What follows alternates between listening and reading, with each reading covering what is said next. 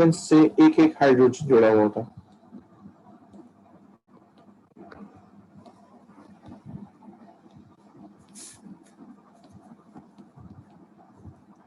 अब ये double bond कहाँ है आपको नहीं पता, तो the structure which I have drawn could be like this, ऐसे भी हो सकता है कि यही पूरा स्ट्रक्चर हो, लेकिन यहाँ पर जो सिंगल डबल बॉन्ड की पोजीशंस हैं, ठीक है,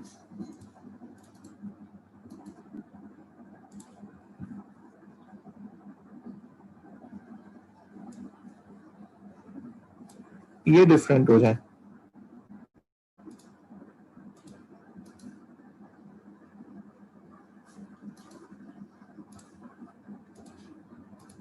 ठीक है, फॉर एग्जांपल ये जो हमारे पास डबल बॉन्ड यहां था, इस जगह सिंगल हो जाए, ये डबल हो जाए, ये सिंगल हो जाए, ये डबल हो जाए, ये सिंगल हो जाए, ये डबल हो जाए, तो the position could be opposite as well. तो ये इस तरीके से भी हो सकती है, इस तरीके। इसीलिए हम लोग इसको सिंप्लीफाई करके इस तरीके से बना देते हैं कि ये 6 कार्बन का रिंग है और इसमें डबल और सिंगल बॉन्ड कहीं भी हो सकते हैं, तो उसकी वजह से हम इसे सर्किल से बना देते हैं।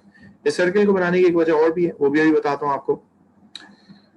अब दूसरा जो इम्पोर्टेंट पॉइंट है वो ये है कि अगर हम लोग कार्बन कार्बन सिंगल बॉन्ड को देखें, तो कार्बन कार्बन सिंगल बॉन्ड की जो बॉन्ड लेंथ होती है वो होती है 0.154 नैनोमीटर, और कार्बन कार्बन डबल बॉन्ड की जो बॉन्ड लेंथ होती है वो है 0.134 नैनोमीटर। जबकि बेंजीन के केस में ये जो डबल और सिंगल बॉन्ड ऑल्टरनेटिंग है, जिसका हम लोगों को नहीं पता है कौन सा बॉन्ड कहाँ होता है किस वक्त में, तो हम इसको यूं कहते हैं कि this double bond is like this in benzene, कि किस वक्त में कहाँ है, किस वक्त में कहाँ नहीं है। तो इसकी बॉन्ड लेंथ भी सबकी 139 नैनोमीटर में ले ली जाती है।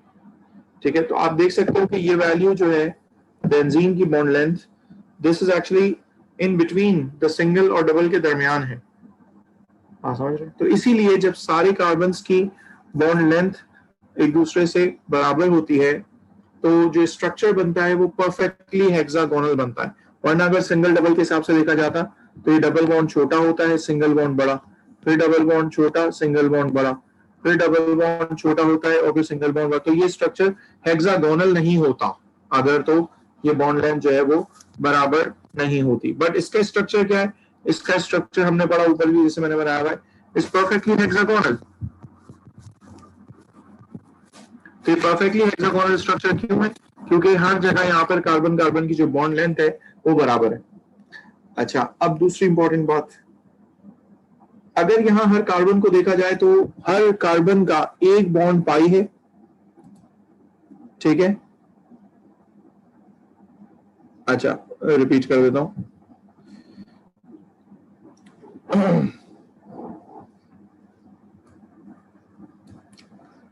मैंने आपसे कहा कि कार्बन कार्बन का जो सिंगल बॉन्ड है वो होता है 0.154 नैनोमीटर की लेंथ पर, यानी ये थोड़ा सा बड़ा बॉन्ड है। बट अगर मैं कार्बन कार्बन डबल बॉन्ड की बात करूं वो थोड़ा सा छोटा बॉन्ड है। ठीक है, 0.134 नैनोमीटर। लेकिन अगर मैं बेंजीन में बात करूं तो बेंजीन में तो मुझे पता ही नहीं कहाँ डबल है कहाँ सिंगल है, तो भी एज्यूम के सारे बॉन्ड डबल है। सही, लेकिन अब इस डबल बॉन्ड की जो लेंथ है वो ना डबल वाली है ना सिंगल वाली है, बल्कि इनके दरमियान में है।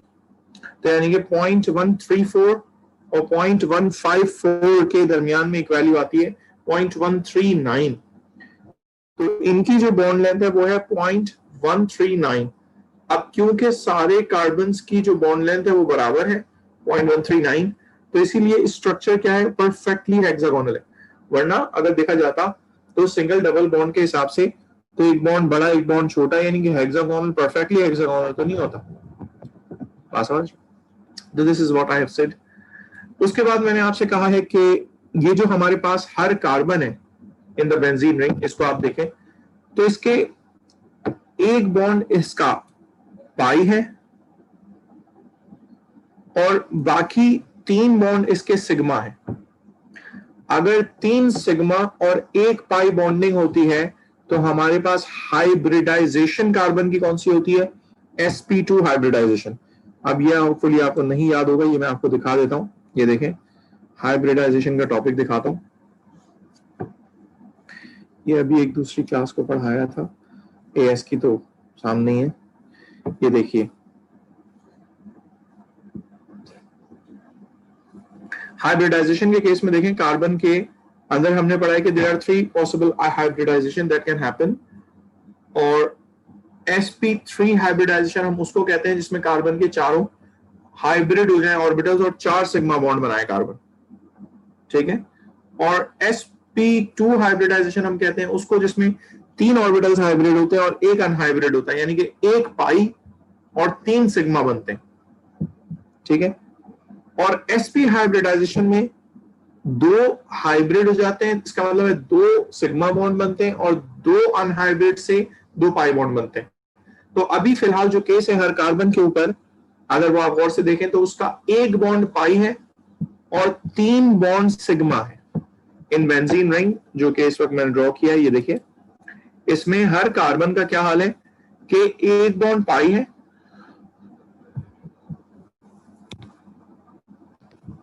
ये देखिए, ये 1 बॉन्ड सिग्मा, ये 1 बॉन्ड सिग्मा और ये 1 बॉन्ड सिग्मा, 3 बॉन्ड सिग्मा है और 1 बॉन्ड पाई है।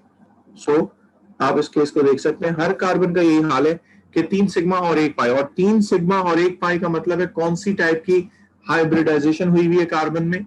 इन बेंजीन sp2 हाइब्रिडाइजेशन, ठीक है।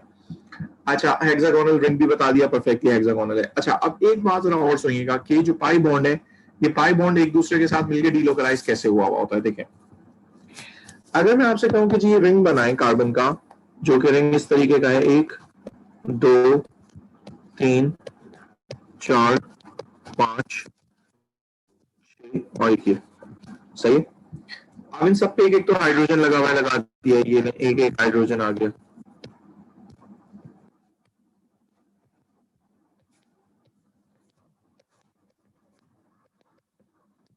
वो जो डबल बॉन्ड हर कार्बन का है वो किस तरीके से बनता है? वो इस तरीके से बनता है कि सर साइडवेज ओवरलैपिंग होती है।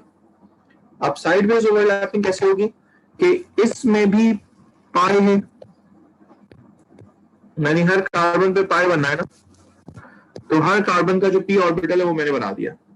अब पी ऑर्बिटल के पाई बनने का मतलब ये होता है कि इलेक्ट्रॉन का क्लाउड ऊपर भी यहां पर है, इलेक्ट्रॉन का क्लाउड यहां पर भी है, इलेक्ट्रॉन का क्लाउड यहां पर भी है और नीचे भी होगा। ऑफ कोर्स नीचे का भी मैं नहीं इसलिए दिखा रहा क्योंकि ये डायग्राम बहुत गिचपिच हो जाएगी, इसलिए पहले यूं समझें कि ये जो ऊपर हमारे पास पेयर में 3 पाई के क्लाउड हैं, ये बेसिकली सिर्फ 3 पर नहीं होते, ये पूरे 6 के 6 पर रिवॉल्व कर रहे होते हैं मिलकर, क्योंकि साइडवेज है ना, तो साइडवेज में क्या होता है, ये पूरे के पूरे 6 पर रिवॉल्व कर रहे होते हैं। तो इसीलिए instead of drawing like this, how do we draw this pi electron cloud on this?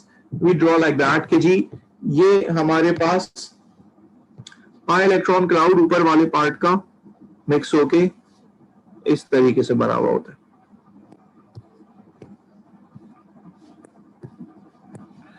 और बिल्कुल इसी तरीके से नीचे वाले का भी यही हाल होगा कि नीचे वाले पर भी पाई इलेक्ट्रॉन का क्लाउड ऐसे ही होगा कि ये नीचे वाले लोअर पार्ट पर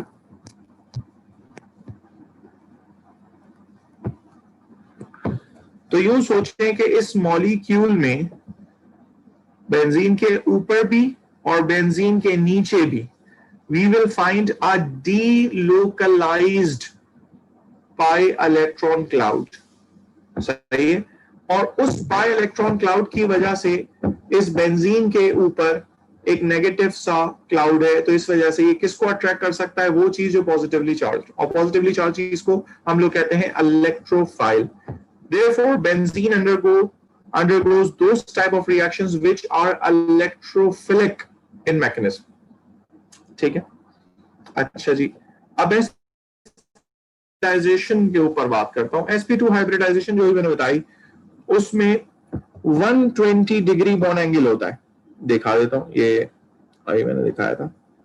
ये देखें, हाइब्रिडाइजेशन में हाइब्रिड ऑर्बिटल्स के दरमियान 120 डिग्री एंगल होता है और इसकी शक्ल होती है ट्राइगोनल प्लानर।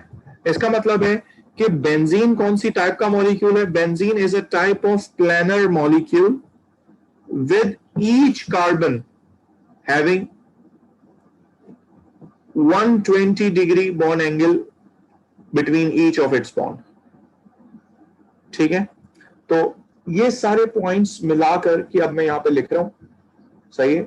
और याद रहे पेपर में अगर ये क्वेश्चन आता है ड्रॉ या राइट या explain the structure of benzene ring with the aid of label diagram, तो ये जो मैंने अभी बिल्कुल लास्ट में डायग्राम बनाई है ऊपर और नीचे इलेक्ट्रॉन के क्लाउड को दिखाकर, ये भी डायग्राम 100% एक्सेप्टेबल है और यही आपने बनानी है। ठीक है, और इसके साथ जो एक्सप्लेनेशन के पॉइंट्स आएंगे वो मैं लिख रहा हूँ यहाँ पर, तो वो आपने ऐसे ही याद कर लेने, क्योंकि अगर ये क्वेश्चन पेपर में स्ट्रक्चर का आ जाता है बेंजीन का, तो ये स्ट्रेट अवे 4 से 5 नंबर का होता है डायग्राम समेत। ठीक है, स्ट्रक्चर पे एक्सप्लेन कर देता हूँ।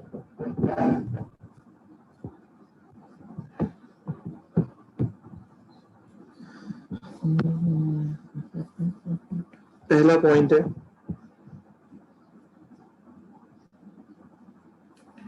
It's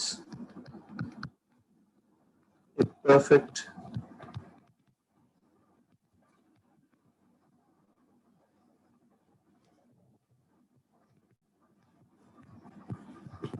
hexagonal arrangement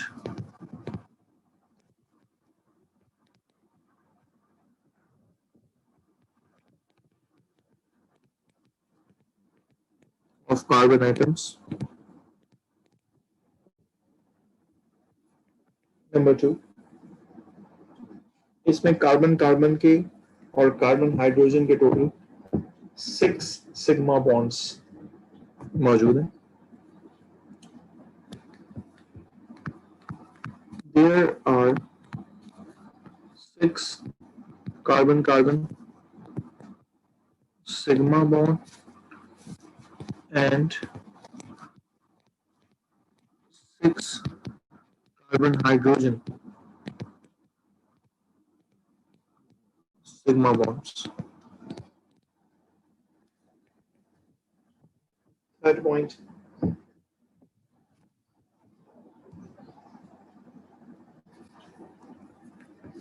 every carbon of benzene is sp2 hybridized।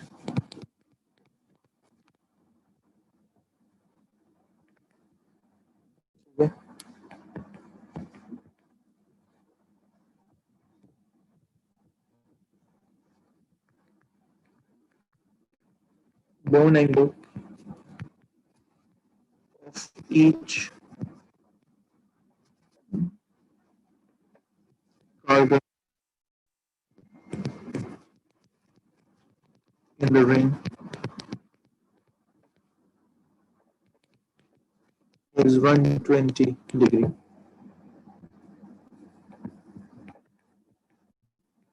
Fifth point, ये जो बॉन्ड की लेंथ है, as I said above, कि it's neither carbon carbon double, it's neither carbon carbon single, rather it lie in between the carbon carbon double and single, जिसकी value मैंने अभी ऊपर लिखी है। तो what will you say? All carbon to carbon bonds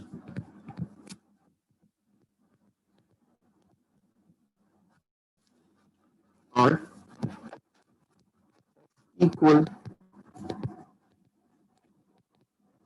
length। ये बराबर होगा, सिंगल डबल का इसमें फर्क नहीं होता। और ये जो इक्वल लेंथ कह रहे हैं 0.139 जिसको मैंने लिखा है अभी, is actually a value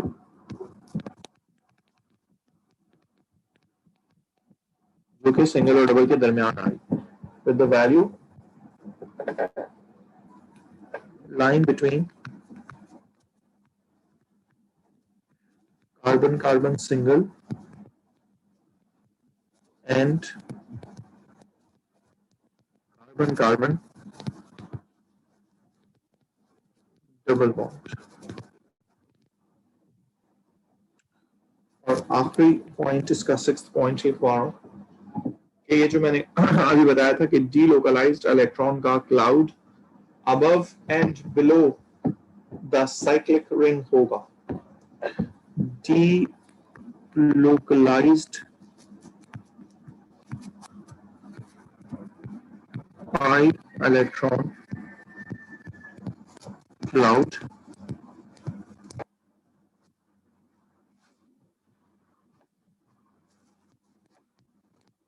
present above and below the cyclic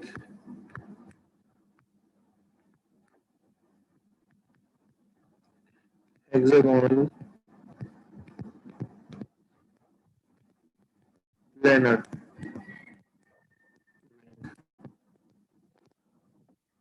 ठीक है, this is the shape, the structure of benzene.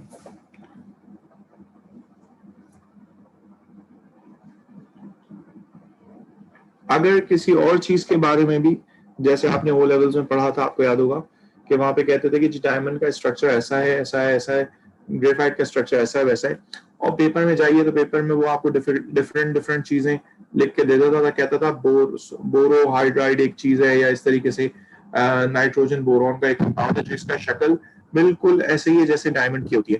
तो व्हाट आर द प्रॉपर्टीज, तो आप यूं समझेंगे बिल्कुल सारी प्रॉपर्टीज उसकी डायमंड की आप कॉपी कर देते थे.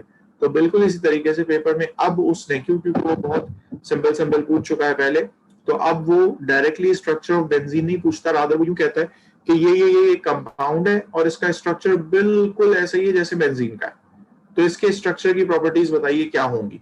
तो आपने यहां से एक बात समझ लेनी है कि जी indirectly they have asked you about the structure of benzene, तो पूरी बात यही लिख दें कि each atom is sp2 hybridized, each bond length is this much, is perfectly hexagonal, pi electron cloud cutting above and below, so each and everything will go in the same way. ठीक है. Now as I said कि benzene के molecule के ऊपर negatively charged cloud है, तो अगर negatively charge cloud है तो इट मींस कि इसको कौन सी चीजें अट्रैक्ट करेंगी, या ये किन चीजों को अट्रैक्ट करेगा, तो ये उन चीजों को अट्रैक्ट करेगा जो पॉजिटिवली चार्ज हो. अब पॉजिटिवली चार्ज चीजें क्या कहलाती हैं इलेक्ट्रोफाइल. इसका मतलब ये हो गया कि इलेक्ट्रोफिलिक रिएक्शंस बेंजीन के ऊपर होंगे. अब इलेक्ट्रोफिलिक एडिशन रिएक्शन भी हो सकता है, इलेक्ट्रोफिलिक सब्स्टिट्यूशन रिएक्शन भी हो सकता है.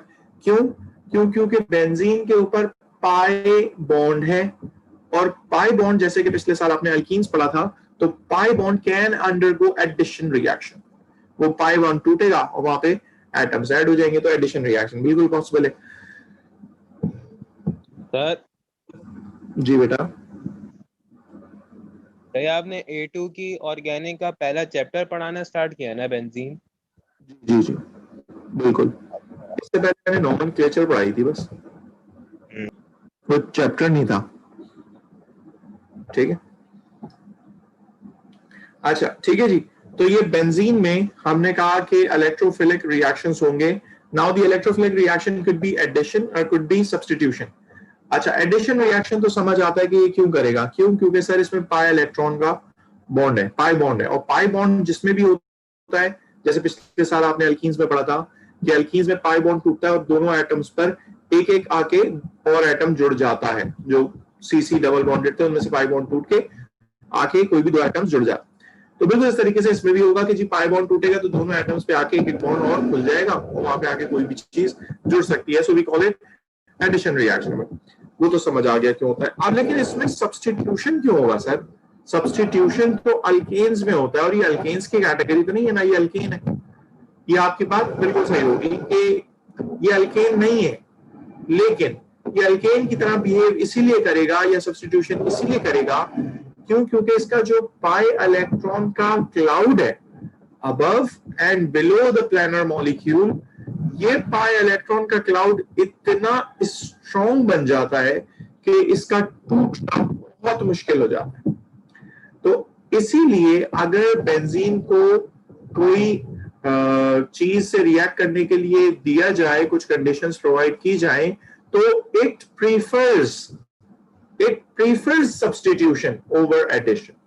एडिशन रिएक्शन कर सकता है लेकिन नहीं करता। इतना क्यों? क्योंकि इसका पाई इलेक्ट्रॉन का जो क्लाउड है वो इतना एक दूसरे से मिलकर स्ट्रेंथन हो जाता है कि इसमें एडिशन रिएक्शन होना, यानी कि पाई इलेक्ट्रॉन को टूटना, क्लाउड को टूटना is a difficult task for benzene. ठीक है, तो इसीलिए अगर ऑप्शन हो benzene undergoes substitution reaction, of course electrophilic substitution reactions rather going in addition reaction। ठीक है, ये पॉइंट भी यहाँ पे मेंशन कर देता हूँ।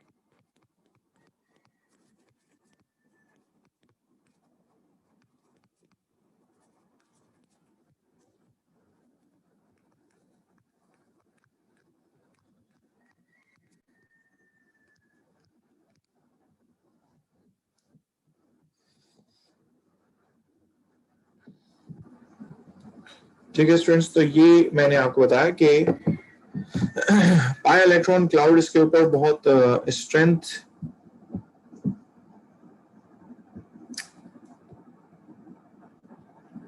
दे देता है। इसीलिए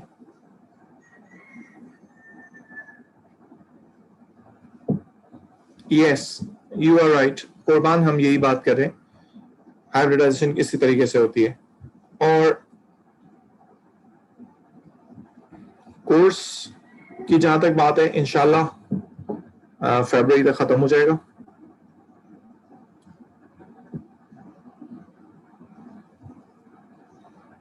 ठीक है,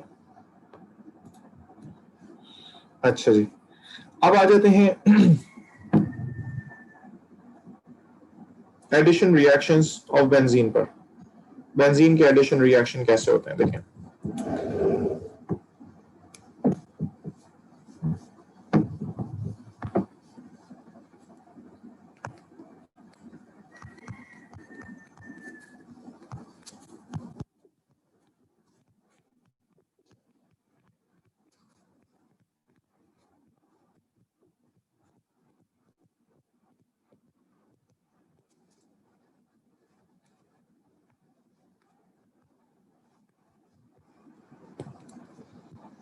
एडिशन रिएक्शन ऑफ बेंजीन में सबसे पहला एक रिएक्शन लिखवा रहा हूं, हाइड्रोजनेशन।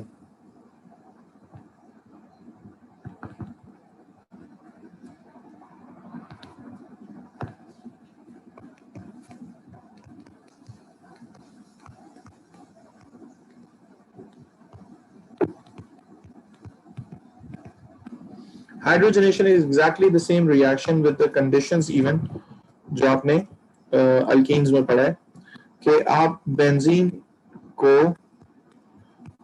हाइड्रोजन H2 गैसियस दे दें तो वो सारे उसके डबल बॉन्ड टूट जाएंगे और वो साइक्लिक हेक्सागोनल रिंग बना लेगा। तो C6H12 हो जाएगा ये C6H6 से, और ये कहलाएगा साइक्लो हेक्सेन ऑल। ठीक है, और इसकी कंडीशन में वही कंडीशंस हैं जो आपने पिछले साल हाइड्रोजनेशन की कंडीशन पढ़ी थी, निकल कैटलिस्ट और 150 से 200 डिग्री सेल्सियस तक का टेम्परेचर।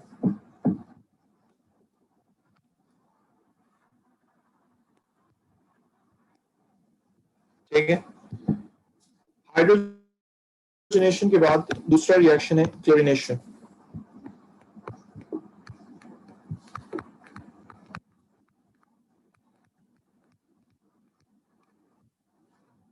क्लोरीनेशन में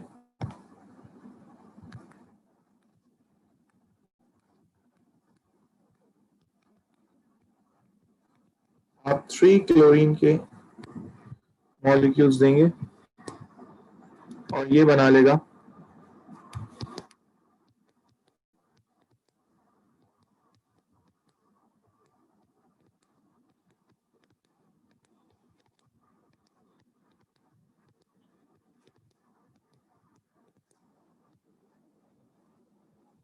ठीक है, इसको कहते हैं C6H6Cl6। ठीक है, इसको कहते हैं हेक्साक्लोरो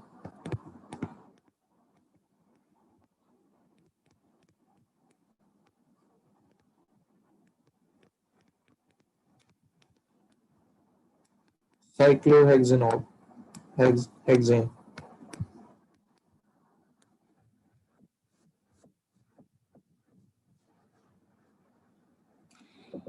इसकी कंडीशन में क्या आएगा, इसकी कंडीशन में आता है सनलाइट।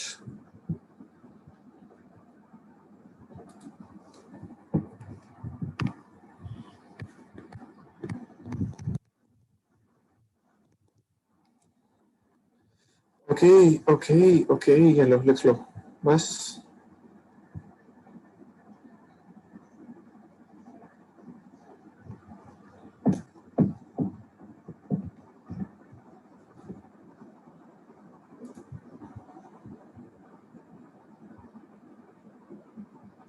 नहीं 300 वो हाइड्रेशन का टेम्परेचर आपको याद आ रहा है। हाइड्रेशन ऐसे होती थी कि 300 डिग्री सेल्सियस और 60 ATM का प्रेशर और फॉस्फोरिक एसिड एज कैटलिस्ट, ये आपको हाइड्रेशन की कंडीशंस याद आ रही हैं।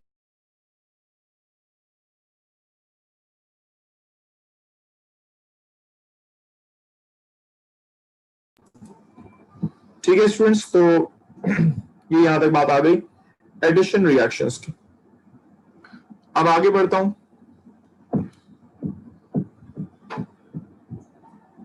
सब्स्टिट्यूशन रिएक्शंस पर आता हूं।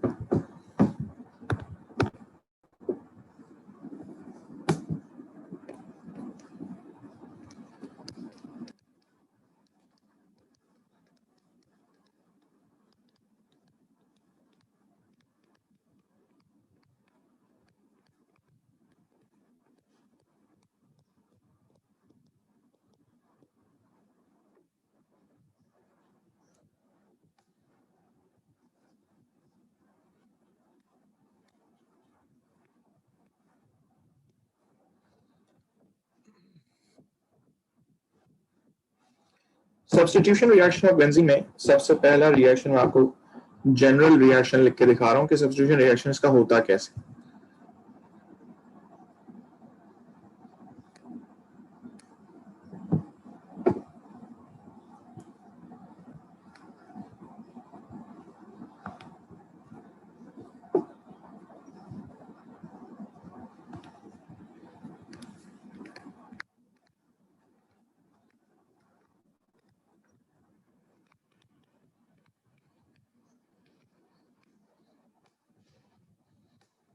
बेंजीन के रिंग पर किसी चीज का रिएक्शन करा रहे हैं, फॉर एग्जांपल वो ए बी कोई चीज है, ठीक है। तो फॉर एग्जांपल ए आके किसी एक जगह बेंजीन रिंग में जुड़ गया, तो वहां से जो H निकला वो बी के साथ मिलके बाय प्रोडक्ट बना लेगा HB। ये है सब्स्टिट्यूशन बेंजीन की। अब ये सब्स्टिट्यूशन देखने को वैसे बड़ी आसान है, लेकिन इसका जो मैकेनिज्म है वो थोड़ा सा समझने वाला है, ठीक है। अब इसकी एक एग्जांपल देता हूं और उस एग्जांपल से मैकेनिज्म रिलेट करता हूं।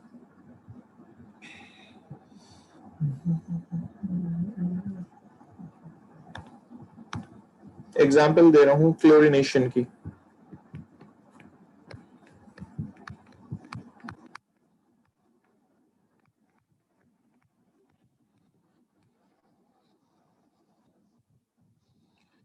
क्लोरिनेशन में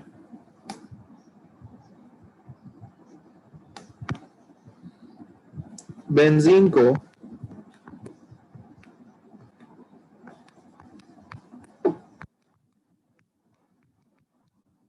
आप क्लोरीन देंगे,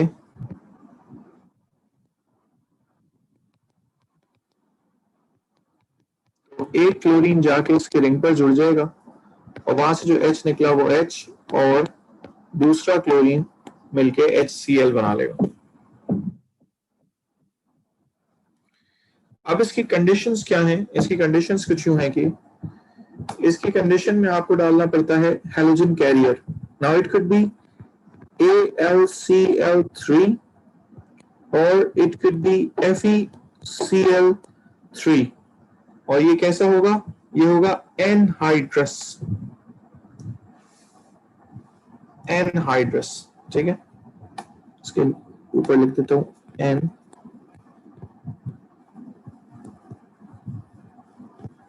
हाइड्रस AlCl3 या FeCl3, ठीक है। इसको हम लोग कहते हैं halogen career.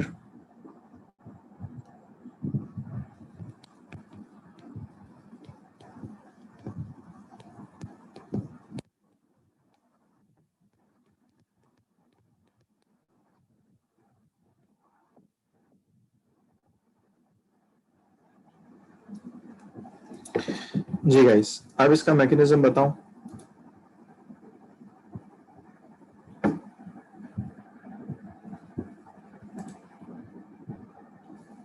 Oh yes, it's not cyclohexanol, it's cyclohexane.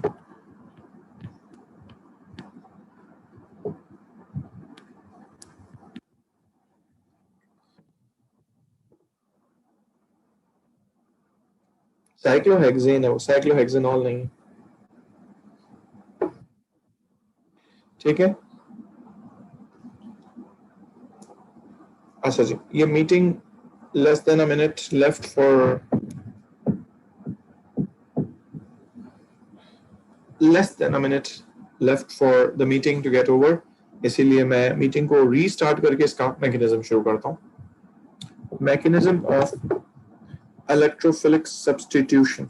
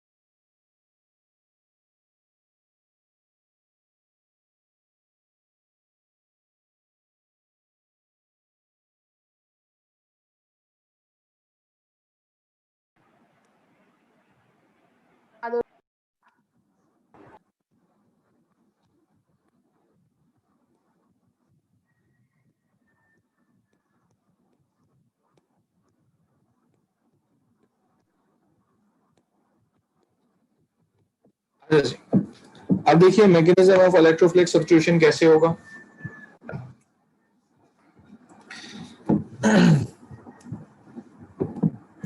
एक चीज पहले बता दूं आपको बिफोर आई मूव ऑन। पिछले साल एएस में आप लोगों ने फिजन की दो टाइप्स पढ़ी थी। फिजन की दो टाइप्स होती हैं, एक कहलाती है होमोलिटिक फिजन और एक कहलाती है हीट्रोलिटिक फिजन। सही है।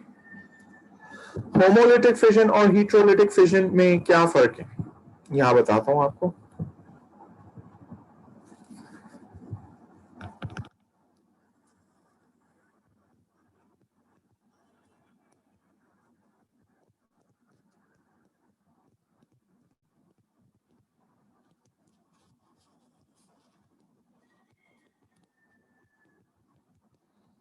अगर Cl2 के मॉलिक्यूल को तोड़ूं और वो दोनों अपना अपना एक एक इलेक्ट्रॉन लेके अलग हो जाएं तो वो बना देंगे अनपेयर्ड इलेक्ट्रॉन से रेडिकल्स। ये कहलाता है होमोलिटिक फिजन। हीटेरोलिटिक फिजन किसे कह रहे थे? जब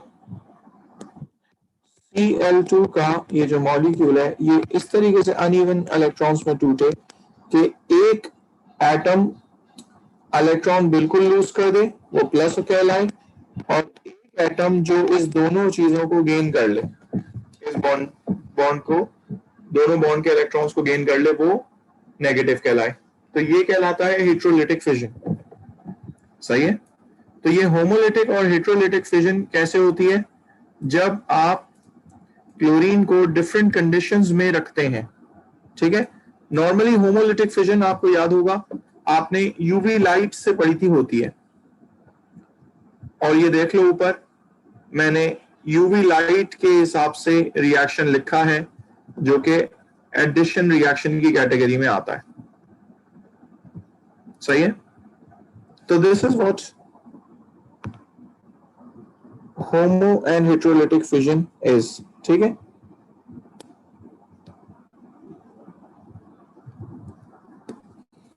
अच्छा जी, अब आता हूं जरा पहले स्टेप में। इसके मैकेनिज्म ऑफ इलेक्ट्रोफिलिक सब्स्टिट्यूशन में देयर आर 3 स्टेप्स, और पहले स्टेप में यही होता है कि ये इलेक्ट्रोफिलिक रिएक्शन का मैकेनिज्म है। पार्ट 1 स्टेप 1 में लिख रहा हूं, इस कलर से लिख देते हैं।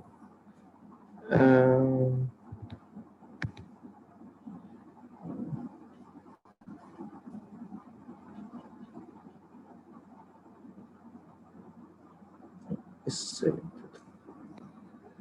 देखिए, स्टेप 1 में जो ये चीज टूट रही है, कैसे टूट रही है? Cl2 का जो मॉलिक्यूल है,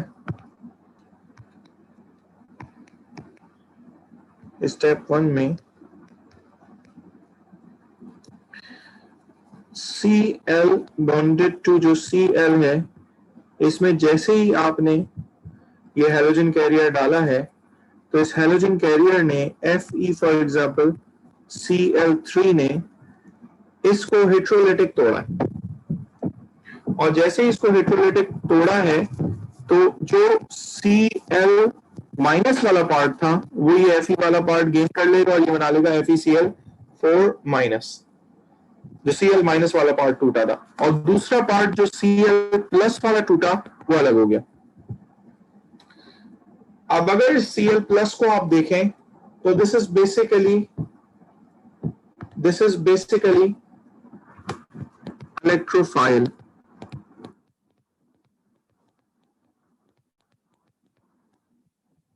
सही है।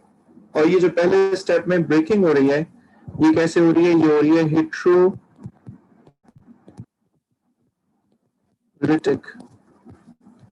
फिजन। सही है। अच्छा जी, अब ये जो इलेक्ट्रोफाइल बना, बेंजीन इस इलेक्ट्रोफाइल पर अटैक कर सकता है। क्यों? क्योंकि बेंजीन नेगेटिवली चार्ज्ड है। ठीक है, तो बेंजीन अगर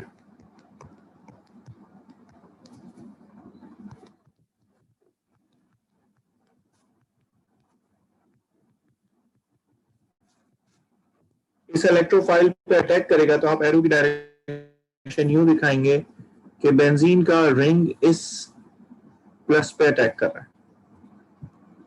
जैसे इस पे अटैक करेगा तो क्या होगा? ये बेंजीन के रिंग पर जाके Cl जुड़ जाएगा, और जिस जगह जुड़ेगा उस जगह का डबल बॉन्ड टूट जाएगा। तो यूं समझें, रिंग जो पाई इलेक्ट्रॉन क्लाउड था, उसमें से सिर्फ एक कार्बन का पाई टूट गया। सही है। और जैसे ही पाई टूटा, तो इस वक्त जो कंडीशन है इस बेंजीन के रिंग की, इसको हम लोग कहते हैं इंटरमीडिएट। ये इस वक्त जो आपके सामने चीज है, ये क्या है? ये है इंटरमीडिएट।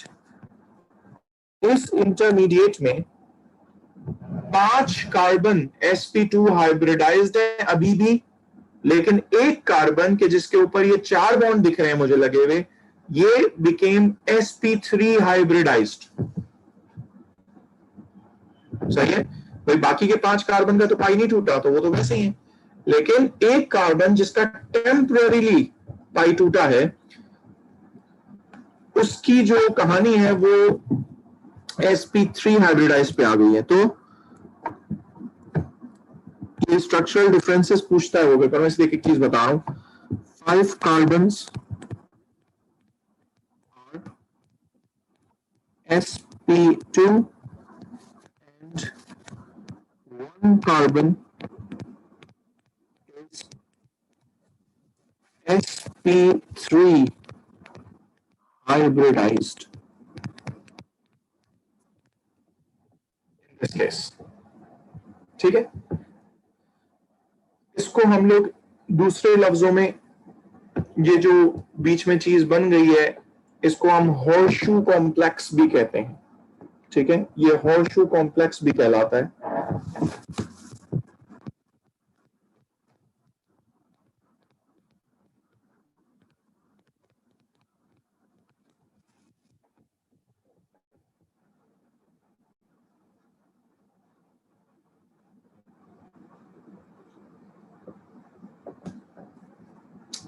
ठीक है भाई।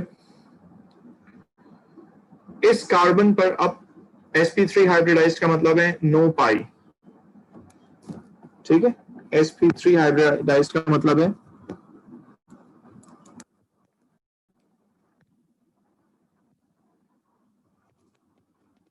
नो पाई क्लाउड, sp3 का मतलब है।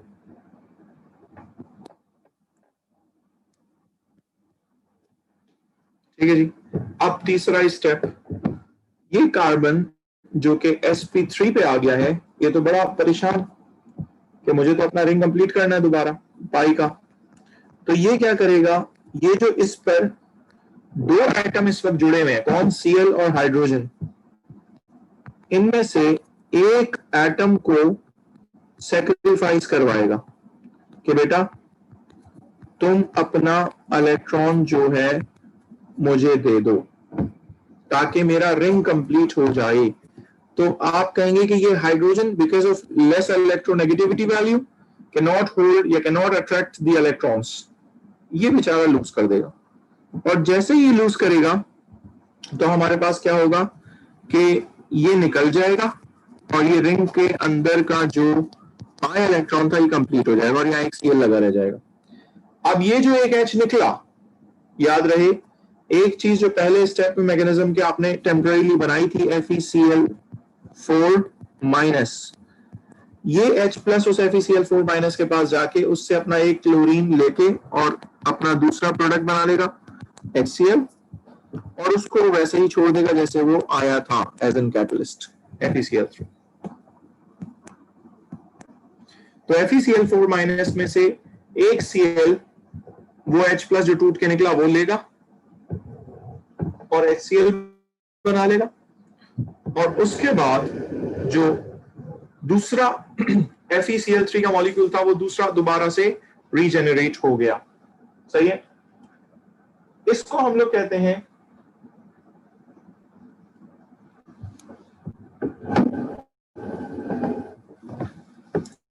रिस्टोरेशन ऑफ, लिख देता हूं,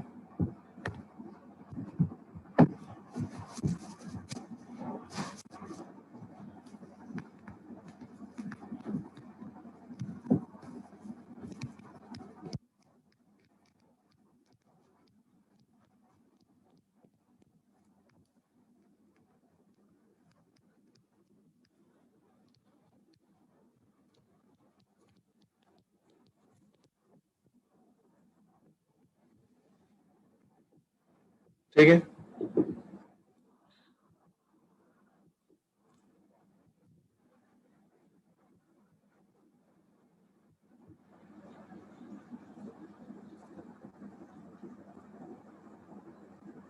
जी जनाब, आप देख लें इसको गौर से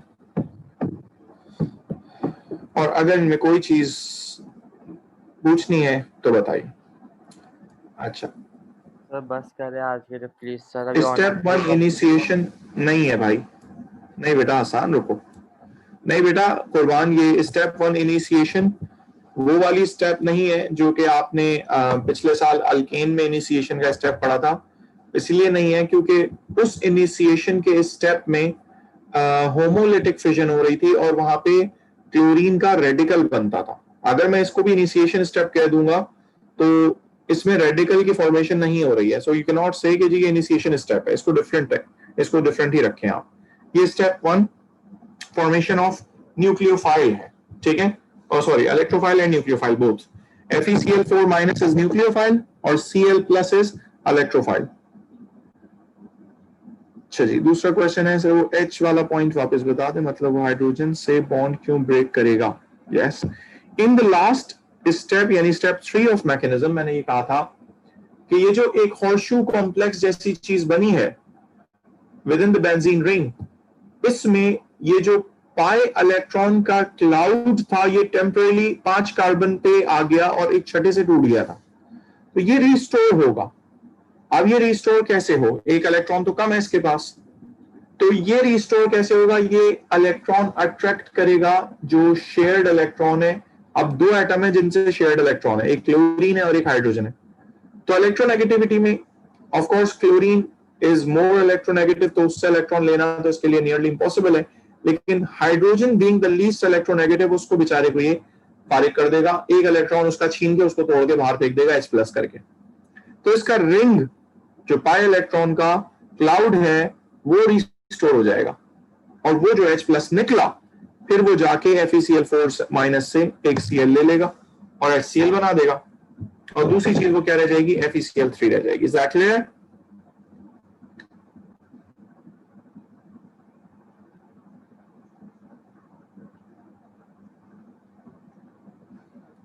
अच्छा जी, आगे बढ़ता हूं। क्लोरीनेशन के बाद बिल्कुल इसी तरीके से आपके पास एक रिएक्शन इसका और लिख रहा हूं, ब्रोमिनेशन, बट अब इसका मैकेनिज्म आप खुद लिखेंगे। सिर्फ ब्रोमिनेशन के स्टेप का ये बता रहा हूं कि ब्रोमिनेशन के स्टेप में आप क्या लोगे।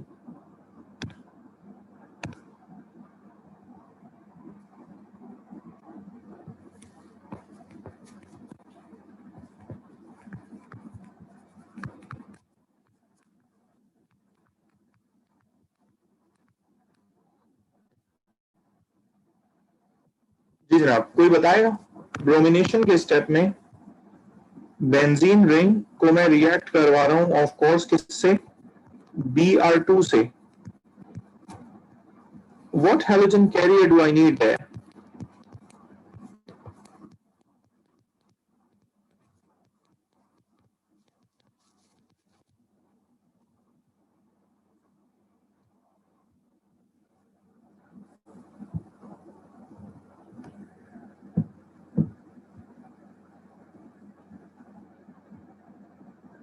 बॉन्ड से है बेटा। आखिरी स्टेप में ये जो वो कर रहा है, सेक्रीफाइस कर रहा है, वो बॉन्ड से आप दिखाओगे, बॉन्ड से रिंग के तरफ जा रहा है, क्योंकि वो इलेक्ट्रॉन्स की मूवमेंट दिखा रहा है, हाइड्रोजन की नहीं। हाइड्रोजन क्या दे रहा है? सही भाई जी जनाब। इस रिएक्शन में ब्रोमिनेशन में हैलोजन कैरियर कौन सा लगेगा? याद है ऊपर वाले में क्लोरीनेशन में आपने हैलोजन कैरियर क्या रखा था? क्लोरीनेशन जब कर रहे थे, Cl2 से रिएक्शन कर रहे थे, तो आपने हैलोजन कैरियर रखा था FeCl3 या AlCl3। यहां पे ब्रोमिनेशन में हैलोजन कैरियर क्या रखेंगे?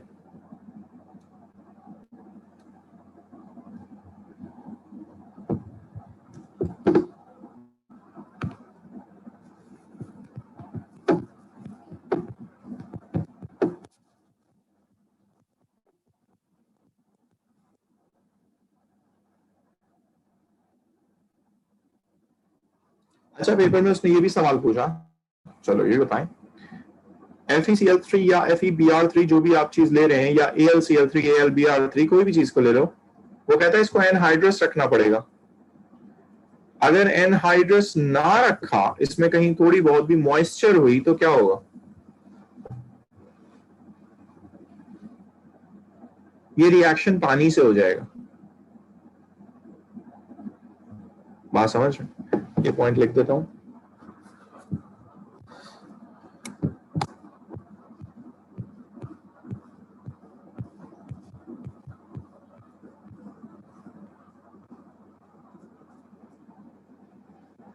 यहां लिख देता हूं।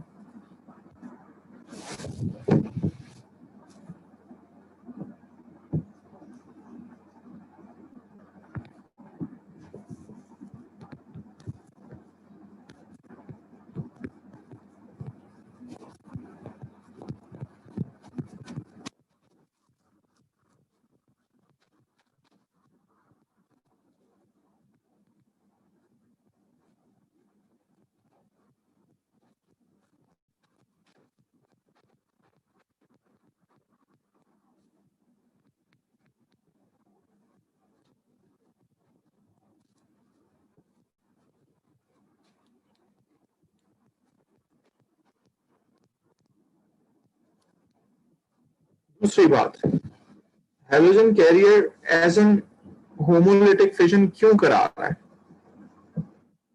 हेट्रोलिटिक फिशन क्यों करा रहा है, होमोलिटिक क्यों नहीं करा देगा?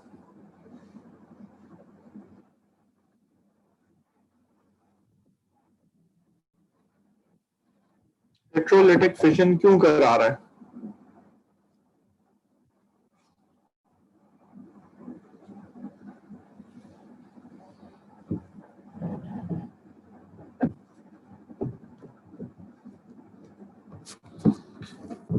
जैसे मैं एग्जांपल देता हूं,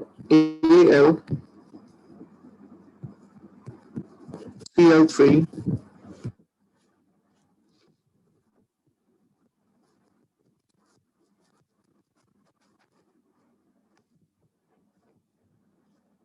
yes, you are right. AlCl3 will make heterolytic fission happen for hydrogen and absorb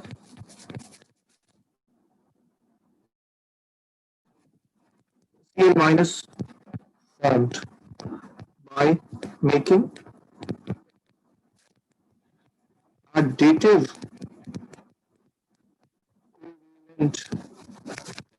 bond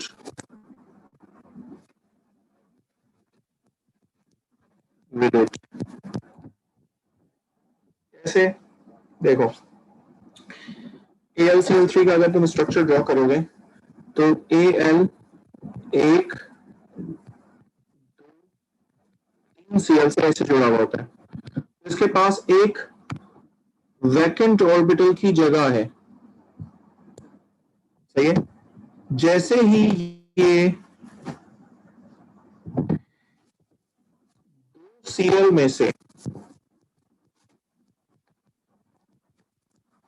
एक Cl को तोड़ता है तो ये वो वाले पार्ट को पकड़ लेता है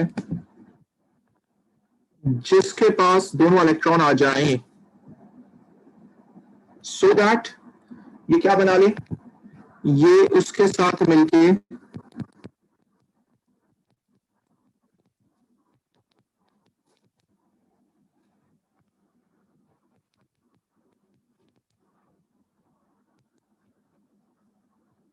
समझ रहे? और दूसरा वाला जो क्लोरीन है वो कैसे टूट के रह जाए?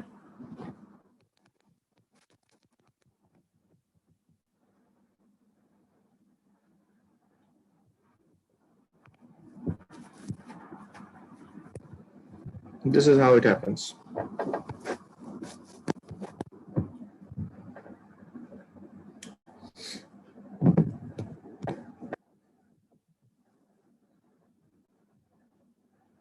यार क्वेश्चन कभी वो बड़े मूड में आता है तो पूछता है इतनी डिटेल। अच्छा जी, डोमिनेशन की के मैकेनिज्म की आपने कहानियां लिख ली जी। It's exactly the same as we have written here, बस Cl की जगह Br लिख दें आप।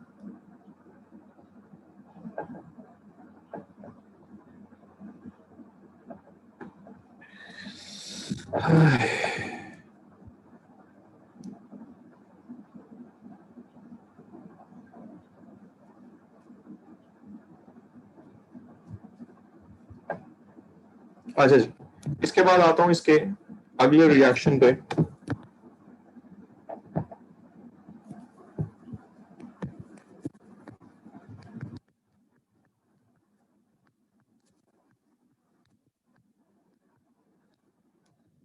Nitration of benzene.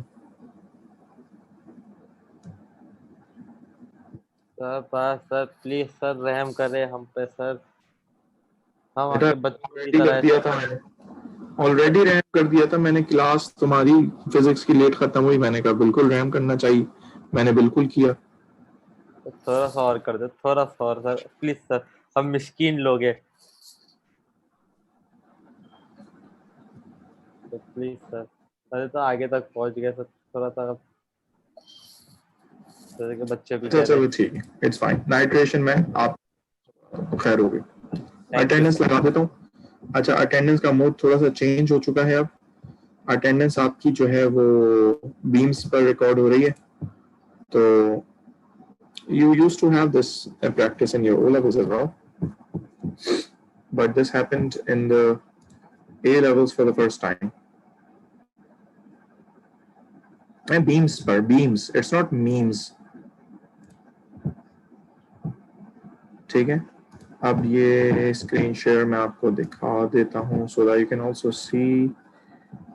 ये रहा, ठीक है। Please be